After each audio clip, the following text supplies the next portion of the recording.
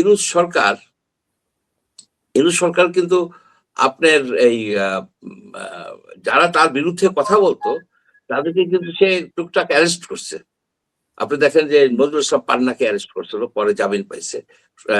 আবু আলম শহীদ খান তারাও জামিনে আছে, তারা কিন্তু মুক্ত হইতে পারছে, কিন্তু জামিনে মুক্ত হয়েছে, জামিন তার হাজিরা দিতে হয়। At the same time Anis Alamgir একজন সাংবাদিক, তাকেও কিন্তু আপনার এইভাবে রাখা হয়েছে, কি বলা হয় যে এই জেলে আছে এখনো। কেন তাদেরকে মুক্ত করা হচ্ছে না আমি বুঝতে পারি। জামিন দেওয়া, একটা জামিন দেন, কেস উঠে না নেন, জামিন দেন, জামিনে আসুক তারা, তাদেরকে এই তো প্রায় এই সরকার 10 দিন হয়ে গেছে। আনিস আলমগীরের মুক্তি আমরা ডিমান্ড করি, এবং যাদেরকে ইউনূস সরকার হেনস্থা করছে তাদের সেই সব কেস যেন রাজনৈতিক বিবেচনায়, বিশেষ বিবেচনায় যেন উঠে নেওয়া হয়। এটা উই ডিমান্ড ইট। এটা গেল। আর আপনার ধরুন যে তারা তো দাবি করে যে তাদের সময়ে কোনো সাংবাদিককে হেনস্থা করা হয় নাই, কথা বলার স্বাধীনতা ছিল। 26 জন সাংবাদিকরে পুরাই মারতে গেছিল। 26 জন সাংবাদিক ডেইলি স্টার অফিসের বিল্ডিং এর ছাদে যাইয়া জীবন নিয়ে, মানে তারা মারা যাচ্ছিল, সেইখানে নুরুল কবির সাহেব যাইয়া কোন রকমে উনি তাদেরকে বাঁচাইতে পারছে, রাইট, বাঁচাইতে পারছে। আর কি চান আপনি? 2টা পত্রিকা, একটা প্রথম আলো, একটা ডেইলি স্টার, সবচেয়ে বেশি চলে, ইংলিশে বেশি চলে, আবার বাংলাতেও না। সেই পত্রিকা দুটোকে একেবারে পুরায়া ই করে দিল। আর ইউনূস সাহেব, তারপরে তার যে আসিফ নজরুল, এতগুলি সেই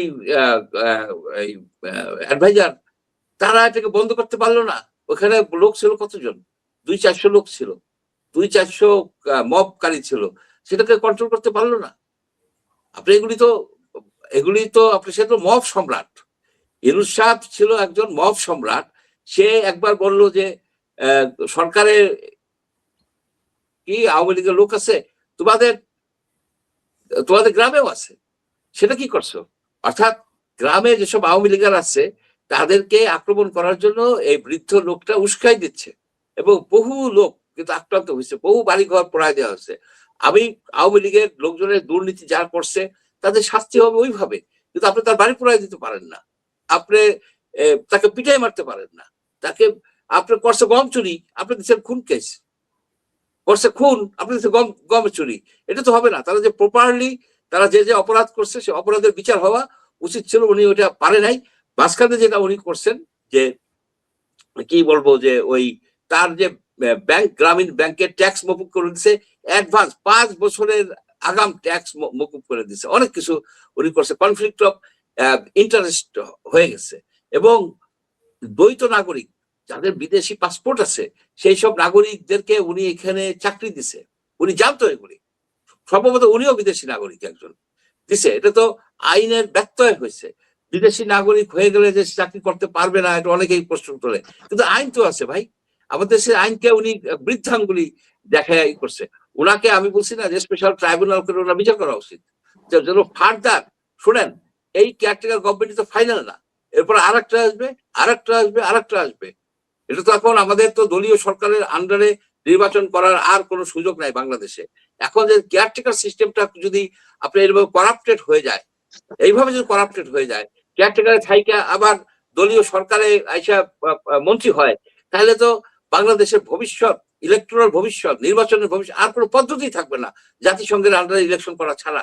সেই জন্য আমি মনে করি এই যে যারা এই 18 মাসে এই ইন্টারিম গভর্নমেন্টের কইরা দুর্নীতি করছে, অনিয়ম করছে, অবিচার করছে, এবং আপনার জনগণের অধিকারকে ক্ষুণ্ণ করছে। আপনি একটা রেফারেন্ডাম করছে নানাবিধ ধান্দাবাজি কইরা তারা একটা রেফারেন্ডাম করছে। আপনি যদি তাকান ব্যালটের দিকে, হা ভোটের জায়গায় টিক চিহ্ন মারা আছে অলরেডি, না ভোটের জায়গায় ক্রস দিয়ে দিয়েছে। এটা কোন ধরনের ফাইজদামি?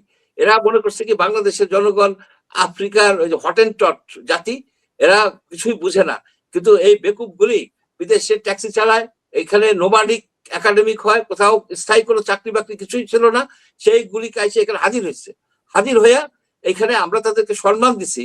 ইউনূস সাহেব সম্বন্ধে ধারণা ছিল যে ইউনূস সাহেব আসলে ব্যাংকক, থাইল্যান্ড থাইল্যান্ডের মতো ইয়ে হয়ে যাবে, সিঙ্গাপুরের মতো কান্ট্রি হয়ে যাবে বাংলাদেশ, হয়েছে কি?